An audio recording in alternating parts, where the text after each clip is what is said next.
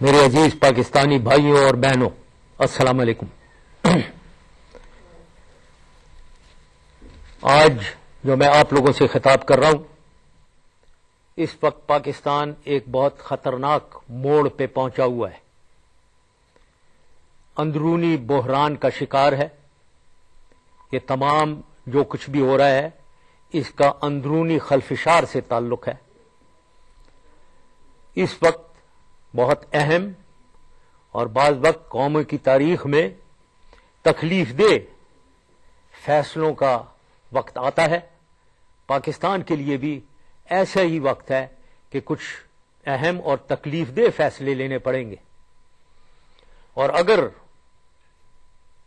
مجھے شک ہے کہ یہ بر وقت ایکشن اس وقت اگر نہیں لیا گیا تو خدا نخواستہ پاکستان کی سالمیت کو خطرہ ہے۔ اور کچھ قبل اس کے کہ اور کچھ میں بولوں، میں صرف ایک وعدہ تمام قوم سے کرنا چاہتا ہوں کہ جو کچھ بھی میں کروں گا، جو کچھ فیصلہ میں نے لیا ہے، وہ سب سے پہلے پاکستان کے بنیاد پہ لیا ہے، اور یہی میرا ایک گائیڈنگ پرنسپل رہے گا۔ سب سے پہلے پاکستان، ذاتی مفاد، ذاتی کنسیڈریشن سے بالا تر ہو کر پاکستان فرسٹ، اور یہی مجھے امید ہے کہ تمام قوم اسی لائنز پہ سوچے گی۔ میرے بھائیوں اور بہنوں، پچھلے مہینوں میں پاکستان میں بہت تیزی سے صورتحال بدلتی رہی ہے۔ اس کے بارے میں کچھ آپ سے بات کرنا چاہوں گا بہت فرینکلی۔ پہلی چیز جو میں ہمیشہ کہتا رہا ہوں، دہشت گردی اور انتہا پسندی میری نظر میں انتہا پہ پہنچی ہوئی ہے۔ اس وقت خودکش حملے پورے پاکستان میں ہو رہے ہیں۔ کراچی میں جو ہوا، اس کے بعد راولپنڈی میں، سرگودا میں، پورے پاکستان میں ان کی شدت بڑھ گئی ہے۔ ایکسٹریمسٹ، انتہا پسند سینہ زوری سے دندناتے ہوئے پورے ملک میں گھوم رہے ہیں، بلکہ لا انفورسمنٹ ایجنسی سے ڈر ہی نہیں رہے ہیں، بہت کانفیڈنٹ ہے۔ فرنٹیئر پروونس میں تو سب کچھ ہو ہی رہا تھا اور اس سے ہم نمٹ رہے تھے۔ اس کا کچھ پھیلاؤ سیٹلڈ ایریاز میں بھی آیا، آپ کو پتہ ہی ہے سوات میں کیا ہو رہا ہے، اور سدرن ڈسٹرکٹس میں بھی صورتحال سے نمٹنا پڑے گا۔ لیکن افسوس کی بات یہ ہے کہ یہ اسلام آباد، یعنی the heart of Pakistan, the capital of Pakistan, اس میں بھی انتہا پسندی پھیل گئی ہے اور لوگوں کو بہت تشویش ہے۔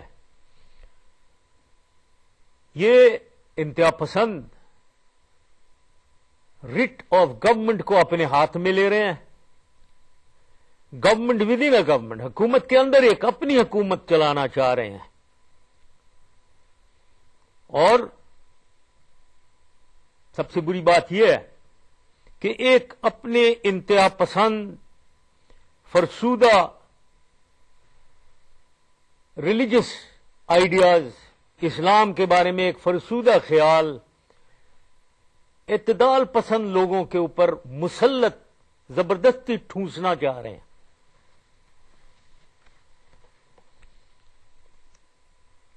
اور میری نظر میں یہ پاکستان کی سالمیت پہ ایک ڈائریکٹ چیلنج پھینک رہے ہیں۔ یہ بہت ہی سنگین صورتحال ہے دہشت گردی اور انتہا پسندی کی۔ اب اور آگے چلتے ہیں، حکومتی نظام کیسا چل رہا ہے؟ میری نظر میں ایک سیمی پیرالسس، یعنی مفلوج ہوا کھڑا ہوا ہے۔ تمام سینئر عہدیدار حکومت کے وہ کورٹس کے چکر لگا رہے ہیں، خاص طور پہ سپریم کورٹ کے، ان کو سزائیں دی جا رہی ہیں، ان کی بے عزتی کی جا رہی ہے کورٹس کے اندر، لہذا وہ کوئی فیصلہ نہیں دینا چاہ رہے ہیں۔ تقریباً 100 سو موٹو کیسز چل رہے ہیں سپریم کورٹ میں، اور مجھے بتایا جا رہا ہے کہ ہزاروں ایپلیکیشنز آئی ہوئی ہیں، اور یہ تمام سو موٹو کیسز گورنمنٹ کے اداروں کے یعنی ایگزیکٹو سے کنسرن ہے۔ تو لہذا ایک حکومتی نظام اس وقت مفلوج ہوا ہے۔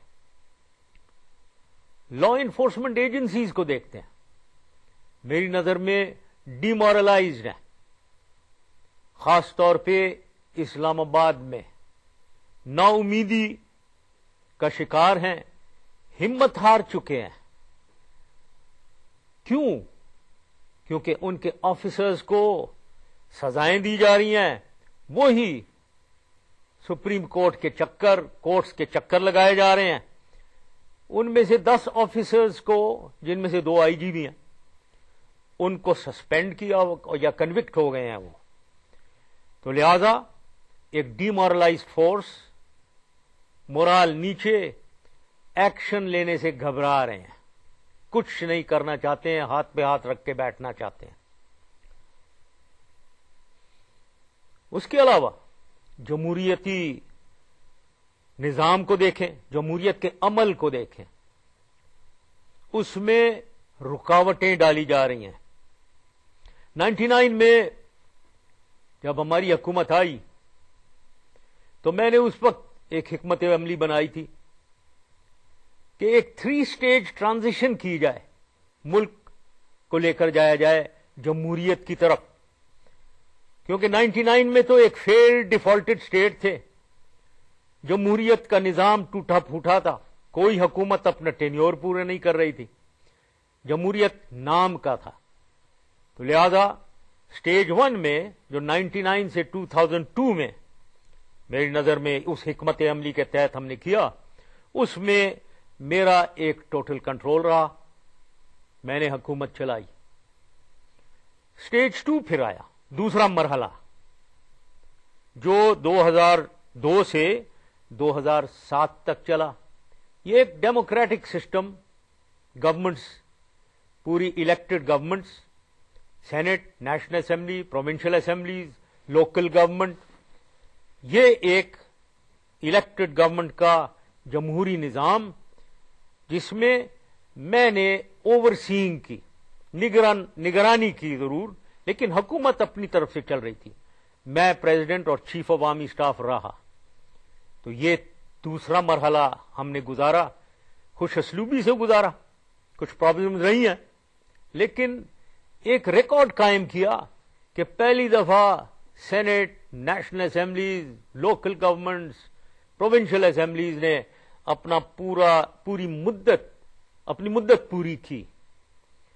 اب ہم آخری مرحلے پہ آ گئے، اسی ٹرانزیشن کے تیسرا مرحلہ، یعنی مجھے امید تھی کہ 2007 جبکہ اسمبلیز 15 نومبر کو اپنا ٹینیور پورا کر رہی ہیں، مدت پوری کر رہی ہیں، اس میں ایک خوش اسلوبی سے پریزیڈینشیل الیکشن ہو جائیں، جو بھی کینڈیڈیٹس ہیں پریزیڈنٹ کے لیے، اور پھر جنرل الیکشنز ہوں، اور ایک الیکٹڈ گورنمنٹ جو بھی جیتتا ہے، ایک پولیٹیکل ریکنسیلیشن کے طور پہ ایک آگے نیا دور، فل ڈیموکریسی کا دور آگے چلے پاکستان میں، مجھے امید تھی اس کی۔ جیسے میں نے کہا، یہ پہلی دفعہ پاکستان میں یہ ٹرانزیشن ایک دانستہ طور پہ، ایک حکمت عملی کے مطابق یہ ٹرانزیشن ہم نے آگے پاکستان میں انٹروڈیوس کی اور آگے لے جانا چاہ رہے تھے، لیکن میری نظر میں بڑے افسوس سے مجھے کہنا چاہتا ہے کہ کچھ عناصر اس